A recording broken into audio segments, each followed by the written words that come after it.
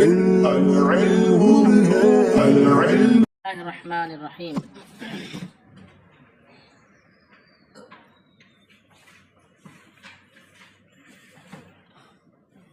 وَأَمَّا فَصْلُهُ فَلِتَخْصِيصِهِ بِالْمُسْنَدِ وَأَمَّا تَقْدِيمُهُ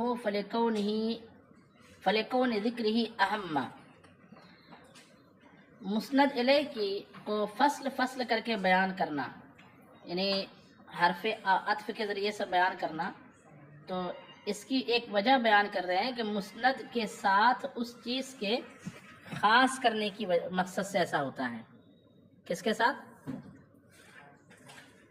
یہی سبق ہے نا.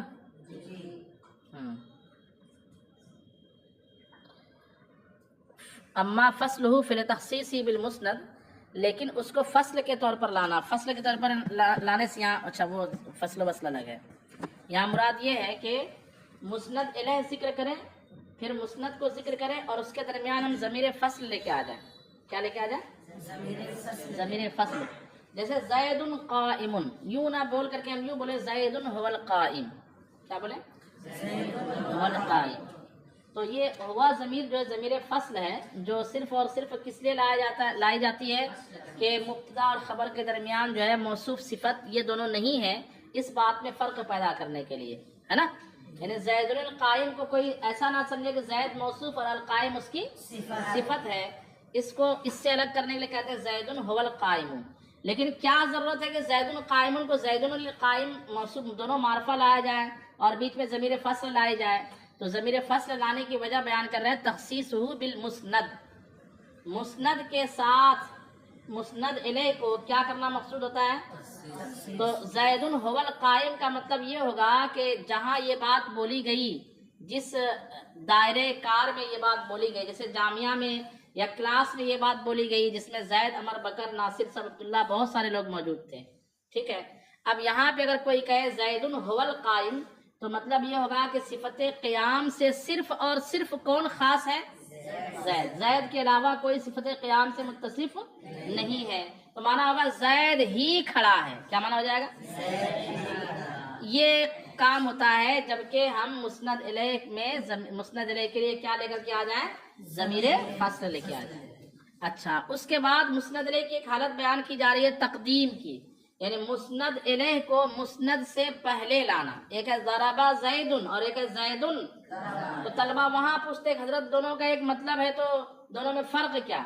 تو وہاں پہ سوال پوچھنے والے کو تھوڑا سا دیکھنا پڑتا کہ یار اس کو بتاؤ کہ نہیں بتاؤ. تو یہ جواب یہاں ہے اور سامنے والا پوچھتا کہاں پہ ہے؟ جب خلاصۃ النحو پڑھتا ہے وہیں پوچھتا ہے کہ حضرت دونوں تو فاعل ہی ہے نا، زید ضربہ ضربہ زید میں. آپ ایک جگہ بول رہے زید مبتدا اور ایک جگہ بول رہے زید کو فاعل. اچھا، دونوں کا مطلب بھی ایک ہی ہو رہا ہے، زید نے مارا، تو پھر دو جملے الگ الگ کیوں ہو جا رہے ہیں؟ ایک ہی معنی کو ادا کرنا ہے تو ضربہ زیدن کا مقام کچھ اور ہے اور زیدن ضربہ کا مقام، دونوں میں بہت زیادہ فرق ہے. یہاں پہ اس کو سمجھیے. مسند الیہ کو پہلے جو ذکر کیا جاتا ہے، جہاں مسند الیہ کو بعد میں بھی ذکر کر سکتے ہیں، اس کے باوجود کیسے کرتے ہیں ذکر؟ پہلے کرتے ہیں. اس کے چند وجوہات ہوتی ہے. پہلی وجہ تو ہے اس کی اہمیت کی وجہ سے کہ مسند الیہ جو ہے مسند سے اہم ہوتا ہے. مسند الیہ مسند سے کیا ہوتا ہے؟ اہم ہوتا ہے. یعنی اس اعتبار سے اہم ہوتا ہے کہ جملے کے دو جز ہیں، مسند اور مسند الیہ اہم ہے. مسند الیہ کیا ہے؟ اہم ہے. اور اس لیے بھی کہ اہم کے لیے اصل یہ ہے کہ وہ مقدم رہے. جو چیز اہم ہے اس کے لیے اصل کیا ہے؟ اس وجہ سے اس کو کیا کیا جاتا ہے؟ مقدم کیا جاتا ہے. اور مؤخر کرنے کے لیے کوئی وجہ بھی وہاں موجود نہ ہو تو صرف اہمیت کے پیش نظر مسند الیہ کو کیا کیا جاتا ہے؟ ایک وجہ یہ ہے. دوسری وجہ یہ ہے کہ سامع کے ذہن میں کیا بولتے ہیں، خبر جگہ قرار کر لے کہ یہ چیز جو ہے کس کے لیے بیان کی جا رہی ہے، آگے کی چیز. تو پہلے کس کو ذکر کرتے ہیں؟ مسند الیہ کو. کہ مسند الیہ ذکر کرتے ہیں ایسے انداز میں کہ لگتا ہے کہ اس کے لیے کون سی بات بتائی جائے گی. تو آگے جو خبر بیان کی جاتی ہے مسند الیہ کو ذکر اس لیے پہلے کر دیا جاتا ہے کہ مسند الیہ کی ذات اس کے لیے ایسی ہوتی ہے کہ جس میں وہ غور کرتا ہے کہ اس شخص کے لیے کیا خبر دی جائے گی. تو آگے کی خبر کے لیے وہ اپنے آپ کو کیا کر لیتا ہے؟ تیار کر لیتا ہے ذہنی طور پر کہ آگے اس کے لیے کون سی بات بتائی جائے گی.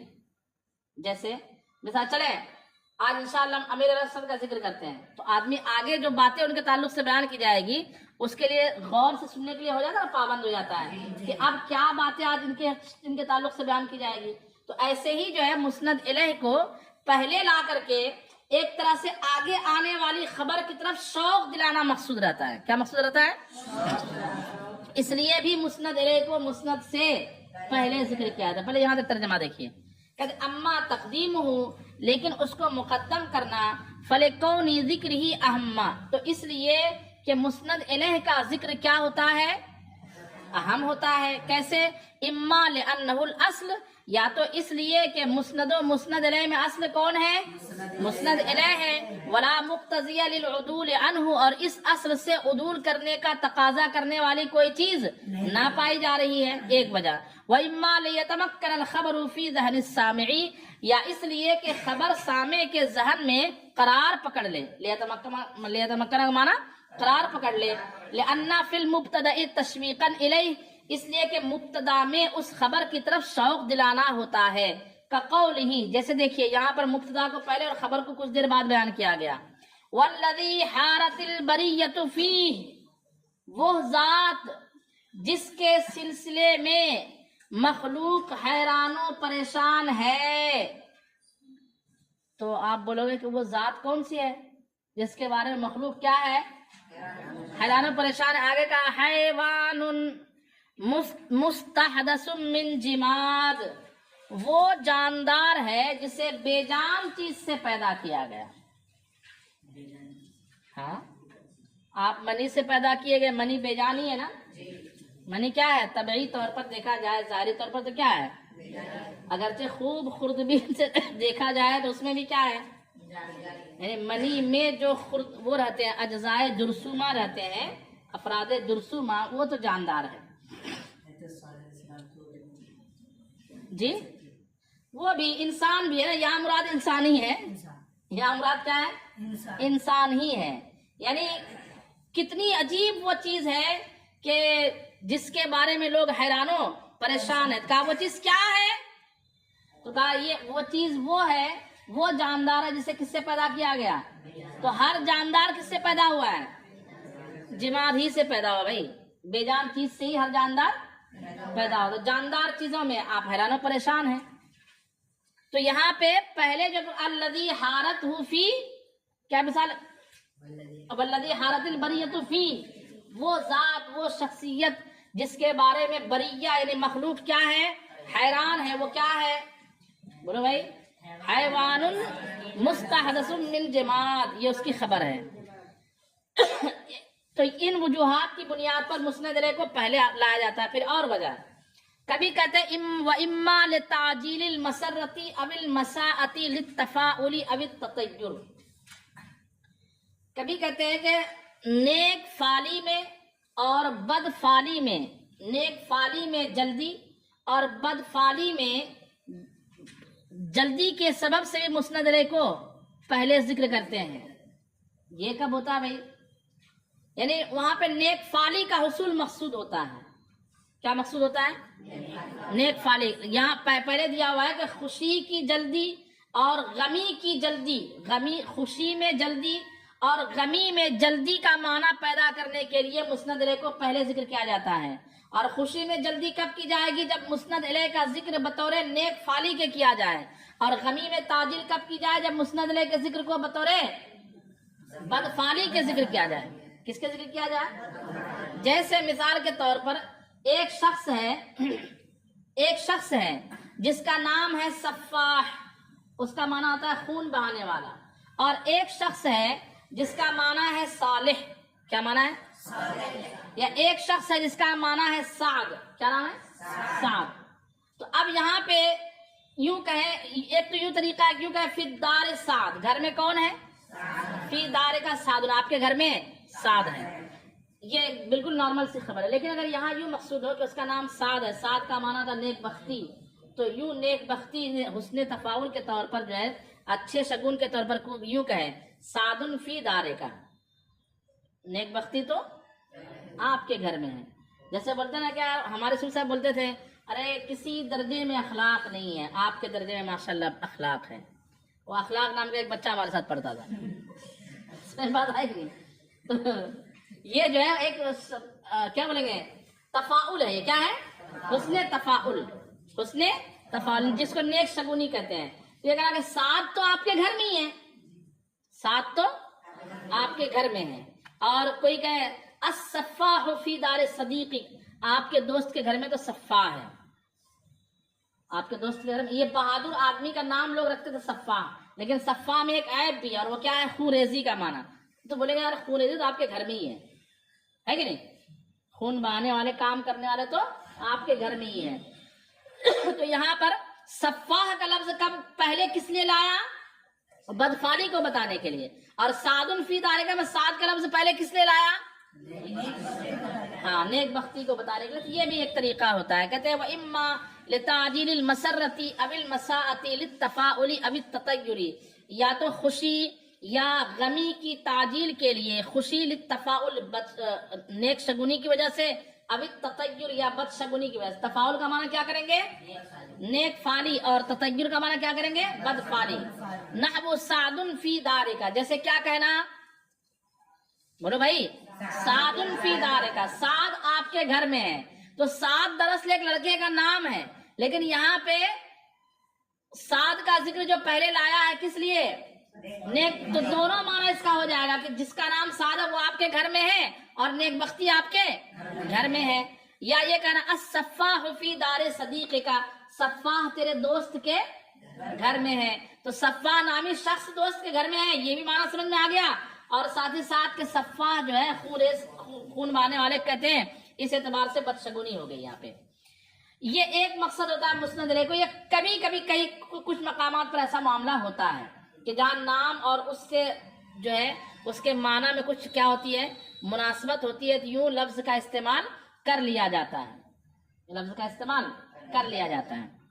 اچھا اس کا کہتے ہیں اما لی ایہامی انہ لا یزول عن الخاطر. کبھی کبھی مسند علیہ کو کس لیے بیان کیا جاتا ہے پہلے؟ حالانکہ بعد میں بھی بیان کرتے ہیں کوئی حرج نہیں، لیکن پہلے بیان کرتے ہیں سامنے والے کو اس بات کا خیال دلانے کے لیے کہ دیکھو مسند علیہ وہ ذات ہے جو میرے دل سے نکلتی نہیں ہے. جب میں بولتا ہوں تو اسی کا نام آتا ہے، جب میں بولتا ہوں تو اسی کا نام آتا ہے. جیسے اس کی مثال عام طور پر دی جاتی ہے الحبیب جاءنی. الحبیب یعنی اس سے آپ محبت کرتے ہیں، یہ بتانے کے لیے کہ میں محبوب کا ذکر کو کبھی بھی چھوڑتا نہیں. میں جب بھی بولتا ہوں تو میرے منہ سے محبوب کا ہی نام نکلتا ہے. سامنے والوں کو یہ خیال دلانے کے لیے جاءنی الحبیب نہ بولے بلکہ کیا بولے؟ الحبیب جاءنی یوں بولے. یا یہ وہم دلانے کے لیے کہ سامنے والے کا نام لینا میرے لیے مزے کا باعث ہے، مجھے اچھا لگتا ہے اس کا نام لینا. تو اس مقصد کے تحت بھی مسند سے پہلے کس چیز کو ذکر کر دیا جاتا ہے؟ مسند علیہ کو. یا نام کہتے ہیں وَإِمَّا لِإِيهَامِ أَنَّهُ لَا يَزُولُ عَنِ الْخَاطِرِ، یا اس بات کا وہم یعنی خیال دلانے کے لیے کہ دل سے وہ چیز جدا نہیں ہوتی، دل سے وہ خیال جدا نہیں ہوتا. او انہ یستلذ بہ، یا اس بات کا خیال دلانے کے لیے کہ متکلم اس کے ذکر سے کیا حاصل کرتا ہے؟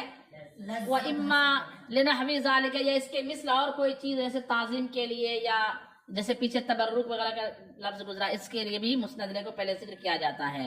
اس کی مثال یہاں پہ بیان نہیں کی. نیچے کی جو بحث ہے قال عبد القاہر جو جانی نے کہا قد یقدم، کبھی مسند علیہ کو مقدم کیا جاتا ہے. کس لیے؟ لیفید تخصیصہ بالخبر الفعلی ان ولی حرف النفی نحو ما انا قلت هذا اے لم اقلہ مع انہ مقول لغیری ولہذا لم یصح ما انا قلت هذا ولا غیری ولا ما انا رأیت احدا ولا ما انا ضربت الا زیدا. وَإِلَّا سے دوسرا قاعدہ. یہاں سے ایک تھوڑی سی جو ہے نا تھوڑی ٹف ایک بحث ہے جس کو آپ کو اچھے سے سمجھنا ہے. سمجھنے سے پہلے کچھ باتیں میں آپ کے سامنے بول رہا ہوں، اس کو توجہ سے سمجھ لیجئے تو یہ سبق ہم سمجھیں گے. یہاں سے بیان کر رہے ہیں کہ وہی زید ضربا اور ضربا زید جیسی مثال ہے کہ اگر مسند علیہ بطور مبتدا ہو، مسند علیہ کیا ہو؟ اور اس کی خبر فعل ہو تو فعل کو انہوں نے نام دیا ہے خبر فعلی. کیا نام دیا ہے؟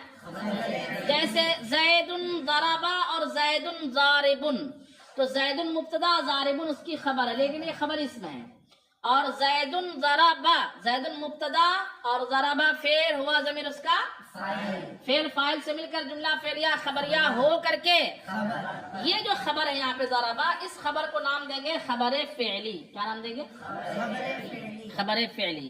یعنی فعل کی اسناد جس مبتدا کی طرف ضمیر کے واسطے سے کی جائے، فعل کی اسناد جس مبتدا کی طرف ضمیر کے واسطے سے کی جائے، وہ فعل جو بطور خبر واقع ہو، اس فعل کو یہاں کیا نام دے رہے ہیں؟ بولیے خبر فعلی.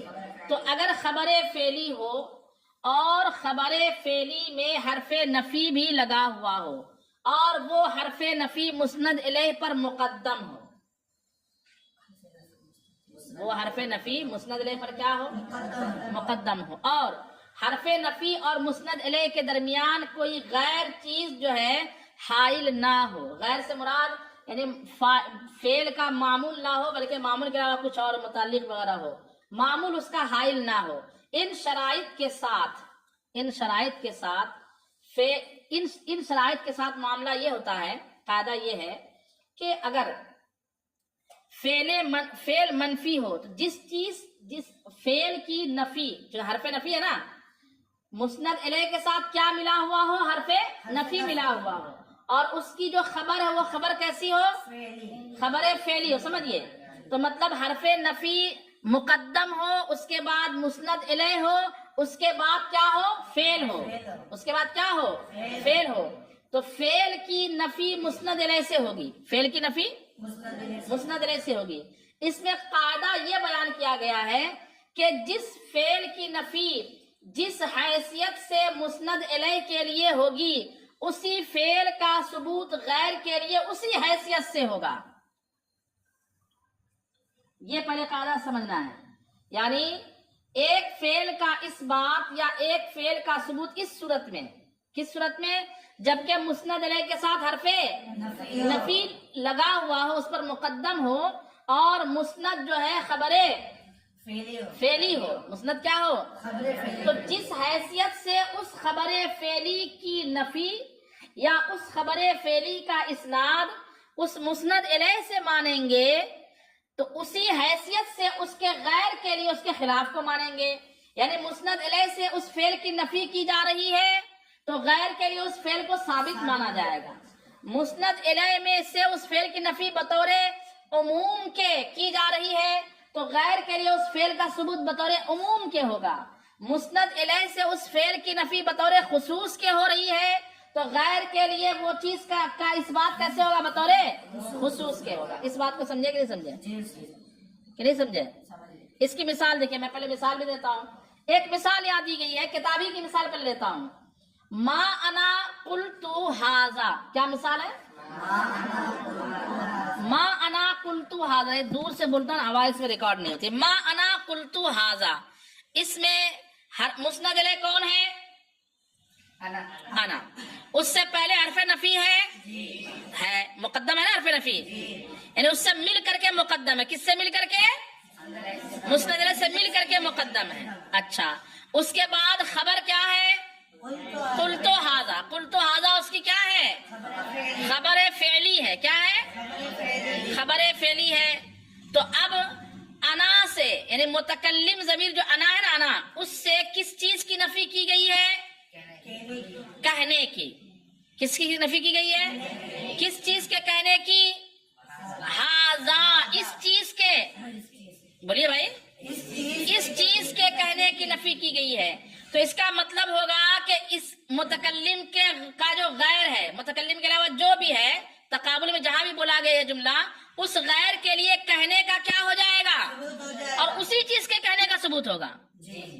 اسی چیز کے کہنے کا مطلب ما انا قلت ھذا، یہ جب بولا جائے گا تو اس کا مطلب مخاطب یہ سمجھے گا.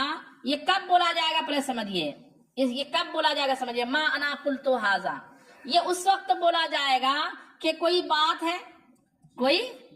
ہے جس کے بارے میں ایک شخص سمجھ رہا ہے کہ شاید اس کو زید نے بولا ہے، یعنی متکلم نے بولا ہے. کیا سمجھ رہا ہے اس کو؟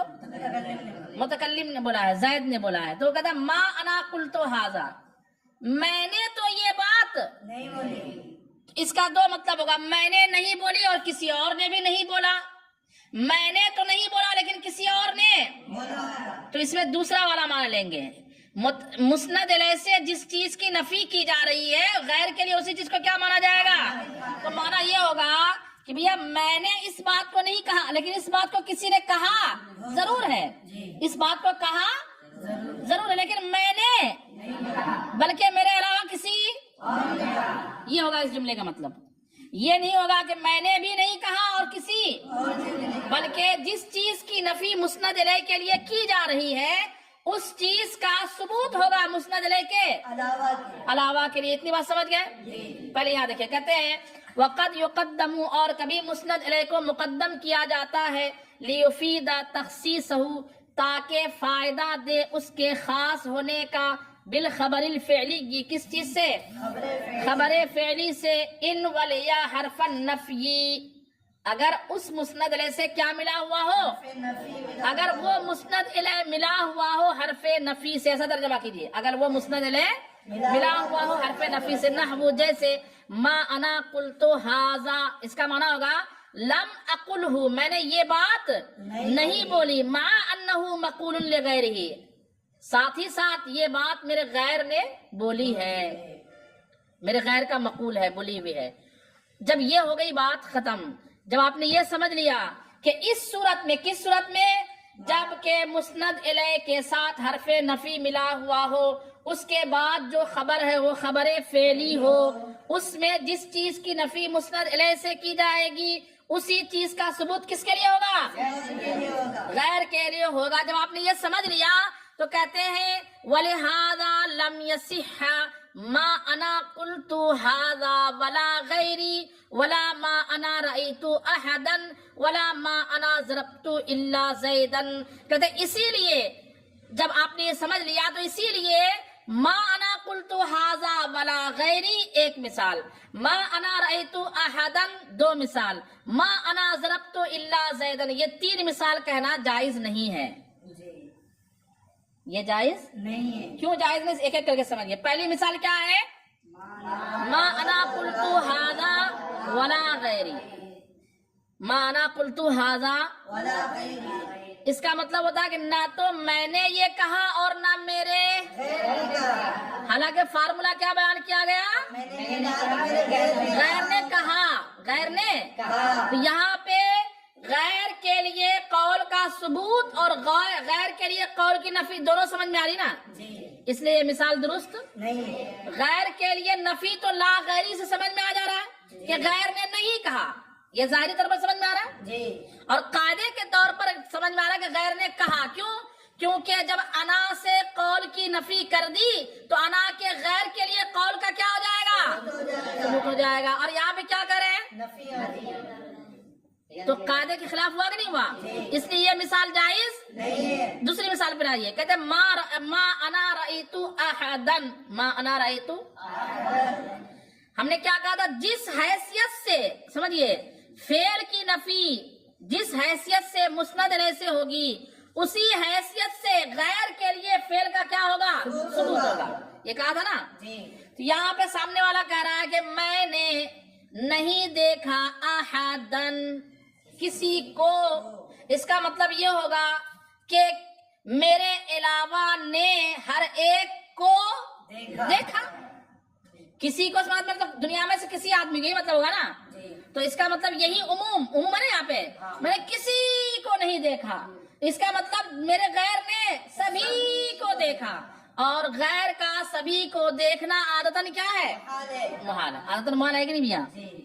اس لیے یہ مثال بھی درست کیوں نہیں ہوگی؟ سمجھ گئے کہ جب ہم اس فارمولے کے تحت عمل کریں گے کہ جو قید کے ساتھ فعل کی نفی مسند الیہ کے لیے کی گئی ہے یا جس عموم کے ذریعے سے فعل کی نفی مسند الیہ سے کی گئی ہے اسی عموم کے ساتھ اس کا ثبوت کس کے لیے ہوگا؟ تو یہاں پہ سامنے والا مسند الیہ سے نہ دیکھنے کی نفی عموم کے ذریعے ہو رہی ہے. کیسے ہو رہی ہے کہ میں نے کسی کو نہیں دیکھا تو غیر کے لیے دیکھنے کا ثبوت کیسے ہوگا؟